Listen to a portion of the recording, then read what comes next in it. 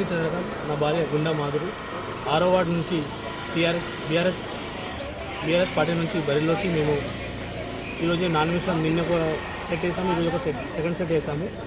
6వ వార్డు నుంచి మా ప్రజలందరూ మమ్మల్ని దీవిస్తున్నారు కనుక అందరి యొక్క ఐకమత్యంతో, వాళ్ళ యొక్క బలంతో, వాళ్ళ యొక్క ఆశీస్సులతో ప్రతి ఒక్కరితోని ఐకమత్యంగా వండుకుంటూ ఈరోజు ఈ పొజిషన్లో మేము ఉన్నాము.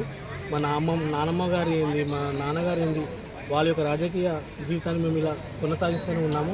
కావున 6వ వార్డు ప్రజలందరూ మమ్మల్ని జీవించి వాళ్ళకు శిరోశస్సు పాదాభివందనాలు చేసుకుంటూ మేము ఘన విజయం సాధించి ప్రతి ఒక్క ఆడపడుచులకి, అన్నదమ్ములకి అందరికీ పాదాభివందనాలు తెలియజేసుకుంటూ ఘన విజయం సాధించి రావాలని కోరుకుంటున్నాను. జై తెలంగాణ, జై తెలంగాణ.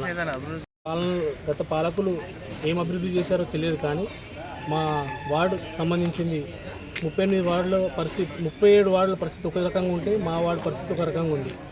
కనీసం ఈవెన్ ఒక పార్క్ కానీ, ఈవెన్ డ్రైనేజీలు, సీసీ రోడ్లు కానీ ఏమాత్రం 90% పని కాలేదు, 10% పని మాత్రమే అయింది. అంగన్వాడీ స్కూల్కి కానీ, చిన్నపిల్లలకు టీకాలు వేయడం కానీ, భవనం కానీ ఇలాంటివి లేవు. నాకు సంకల్పంతో ఒకవేళ నేను ఘన విజయం, నా భార్య ఘన విజయం సాధిస్తే మా నాన్నగారి పేరు మీద ఒక అంగన్వాడీ భవనం కడదామని నిర్ణయించుకున్నాను. నా సొంత నిధులతోని, మా వార్డులో స్థలం ఉందని నా సొంత నిధులతోని అధికారులతో మాట్లాడి మెప్పించుకొని నా నాన్నగారి ఆయన పేరు మీదతోని ఒక భవనం నిర్మాణించాలని నిర్ణయించుకున్నాను. అది కాలనీ వాళ్ళందరికీ ఉచితంగా అంగన్వాడీ ఉండాలి.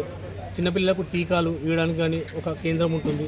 ఆడపిల్లలకు కానీ, పెద్దవాళ్ళకి కానీ, వృద్ధులకు కానీ, పెద్దవాళ్ళకి కానీ ఆడ ఒక రెస్ట్ రూమ్ లాగా ఏర్పాటు చేయడంలో అది ముందుగా అందులో భాగంగా ఏదున్నా కానీ నేను ముందుకు సాగుతూ ఏదన్నా నా వార్డులో ఏదైనా సమస్యలు ఉంటే నా సొంతగా నేను స్వయం కృషి చేసి ముందుకు సాగుతాను.